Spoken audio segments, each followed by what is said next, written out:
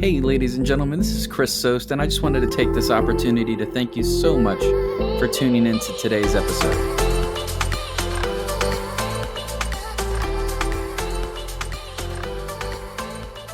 Hey, everybody, thanks for tuning in to a brand new episode of the Gig Economy Lounge. Today's episode is all about the news out of NYC regarding Lyft.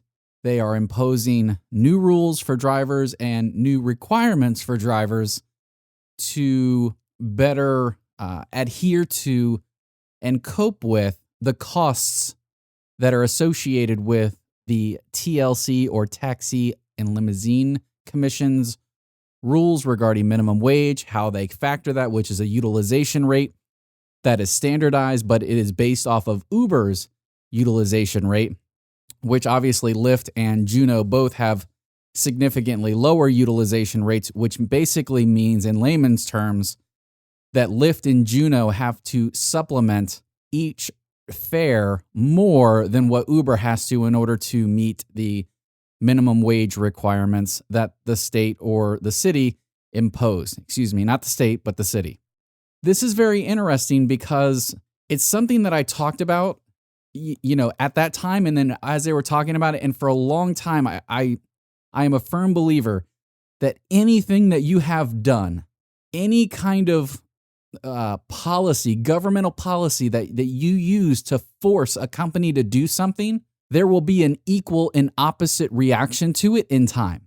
Up front, Uber and Lyft were getting ready for IPOs, so of course they're not really going to fight it. They have much bigger fish to fry at that point in time. So Lyft was just like, you know what, we'll just burn a shit ton of cash to subsidize it. But they did warn that, hey, we're going to subsidize these rides for as long as we can, but at some point in time, this is going to need to be addressed.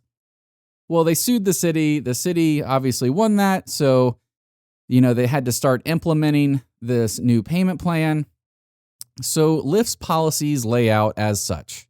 As of June 27th, so I believe that is in 7 days, drivers will not be able to just log on whenever they choose, or more importantly, wherever they choose. That's right, Lyft is going to limit access to drivers based on rider demand. Now, if I were to just stop there, that'd be a huge win for drivers. However, there's a caveat. There are priority drivers. Now, that doesn't mean that priority drivers will always be able to log online, but they do have priority to go online. So in order to be a priority driver, you either are a WAVE vehicle, which is a wheelchair accessible vehicle. You partake in Lyft's XD program or their rental program, or you meet this requirement as a regular driver. You have you maintain a 90% or higher acceptance rate and complete at least 100 rides in the last 30 days.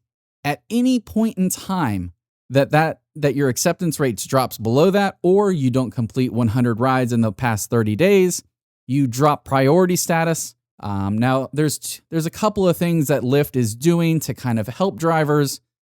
So they use a heat map, kind of like it looks exactly like Uber's old heat map did. Sort of like a honeycomb, but it's just more like a blob, orange. And basically what it says is, hey, you're in a low demand area, so you can't go online right now. But if you drive over here where there's demand, there's a chance that you can log online. Now, I say that there's a chance because Lyft is not going to guarantee that drivers have access to the platform. It's going to be based off of rider demand. So what's that going to mean for drivers? Just in NYC, obviously it doesn't mean anything anywhere else, yet. But as of right now, what that means is the drivers that used to log on at their house, and just, take their first ride from their house, probably can't do that anymore. Or, the people that used to leave their apps on, while they ate lunch, or they ate dinner, or they ate a meal, or they were taking a break, but, they didn't want to log off, probably can't do that anymore because there's one last caveat. Lyft put in their policy that they may take you as a driver offline if you have not completed a trip in the last 30 minutes. Once again, these minutes is what's costing these companies So that's why they're turning around and implementing these rules. And the question will come, well, we're independent contractors. According to the TLC in the city of New York City, they view and they deem rideshare drivers in the same views as an employees. Therefore, Lyft and one of these days down the road, Uber will start to treat you as one. Everybody says, all they have to do is this and all they have to do is that. It doesn't matter what you think. They're going to do what's in their best interest. Lyft and Uber don't lose. Not in the long term. They may lose little battles here and there. And this is why I cautioned everybody about this NYC decision. I said, nobody understands the magnitude of what is to come. Everybody just says, we're going to make at least $17. And, a lot of drivers, because these companies were subsidizing the rides, they seen a huge increase in their pay. Well, guess what's about to happen? Their technology's been learning this whole time. These companies aren't stupid. They're going to make sure, well, at least Lyft will start this. Lyft will make sure that you make no less than the city minimum wage, and they will do their damnedest to make sure that you earn no more than the city's minimum wage.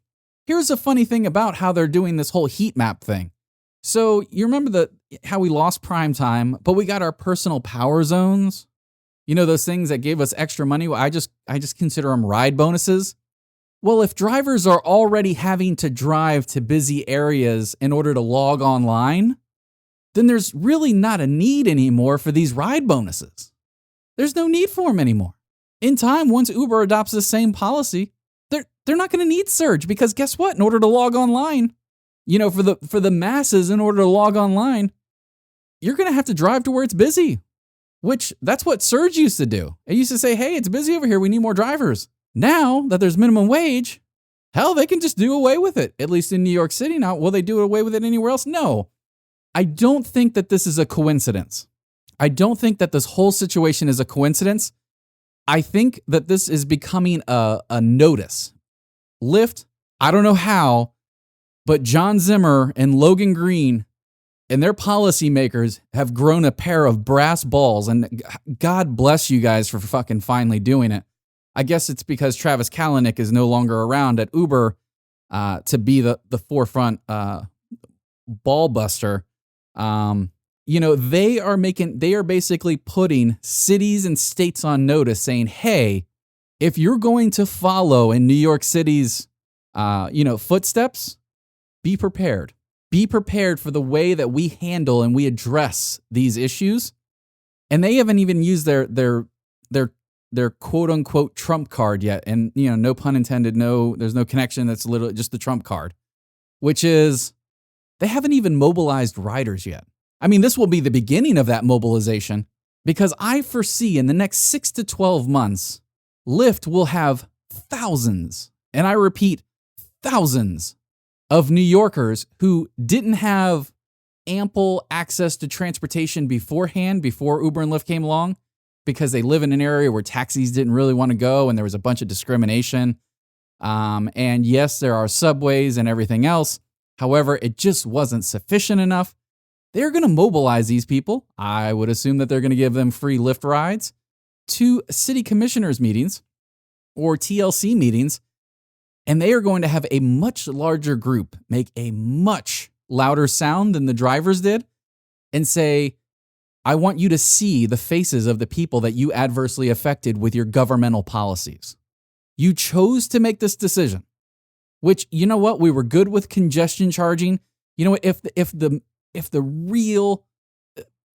primary issue behind this whole thing was congestion, we were willing to pay money, because congestion charges are happening all over. There's congestion charges in London. It's getting bigger in London. It's a way to combat the amount of cars that are on the road. And they're going to say, you know what? We had a lot of other ways to deal with congestion, but it wasn't actually about that. So we want to show you the face of the people who no longer have access, because we've had to raise our prices, because we're a business that is trying to become profitable, which means in order to become profitable and comply with your regulations, it costs these people transportation options.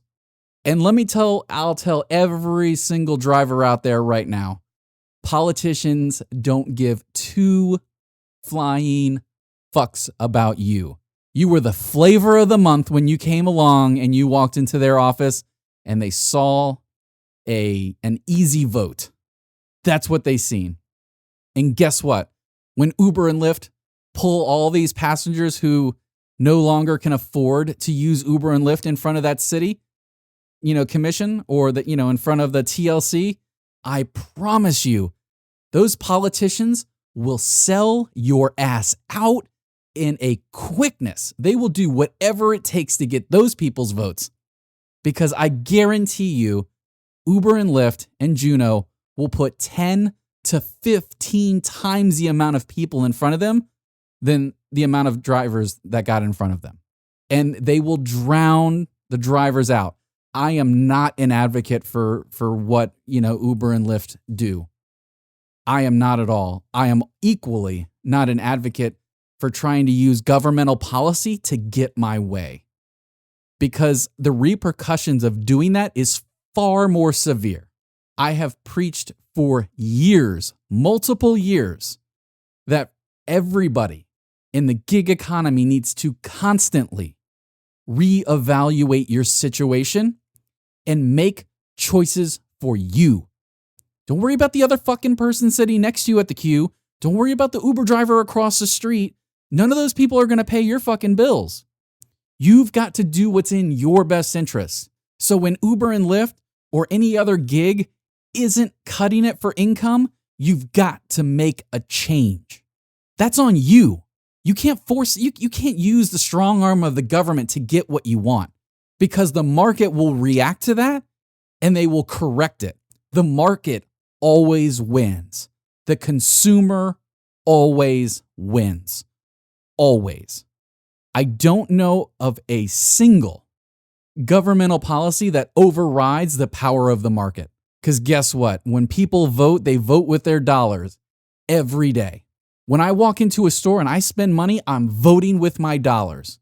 When I go onto Amazon and purchase something and it's delivered in 2 hours, I am voting with my dollars.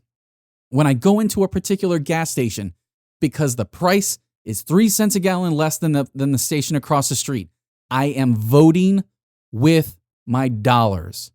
And guess what? That means more than anything, because if that other gas station across the street wants to compete, they're going to have to drop their price. It's just that simple. Or they're going to have to get really creative on what they sell on the inside to make up for the difference. Either which way, the market always wins. So this news may come as a surprise, and there's going to be a lot of people, a lot of part-time people that say, well, this is ridiculous. And I would say, yes, it is. Uber and Lyft were never trying to control the drivers like people say they are. Not at all. Do they put out incentives? Sure, but you still have to make the decision to try to obtain those incentives. They put out a quest, or they put out a ride streak, or whatever else. I don't know. I don't ever look at them. I don't ever pay attention. I block out the noise. My acceptance rate is in the toilet. Admittedly, it's in the toilet. Guess what? I have very strict parameters. But I also live in a state, the state of Florida, that we don't have to worry about the hoopla that is going on in New York City or in California. We don't have to worry about that here. So I can continue to utilize Uber and Lyft the way I want to on my terms. Do I get text messages and emails about my acceptance rate? You're goddamn right I do. You know what they mean? Nothing. All I do is I swipe delete. Delete, delete, delete, delete, delete. They mean nothing. At best, you can say that Uber and Lyft are harassing you, but I'm pretty sure at some point in time you hit an opt-in button for their emails. So it's not even like they're actually harassing you, like you signed up for it.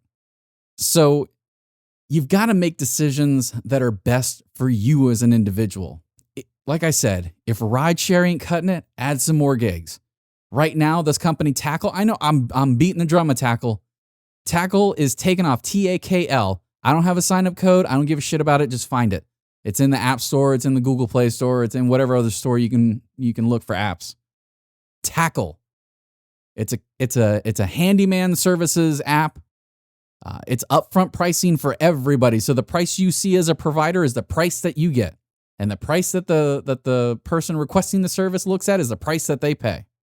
They can tip you, they can favorite you, they can request you in the future. They have the ability as a consumer to set up counter bids if, nobody's showing interest in their jobs. You put in your skill sets, you see jobs that match your skill sets, and you can make money on it.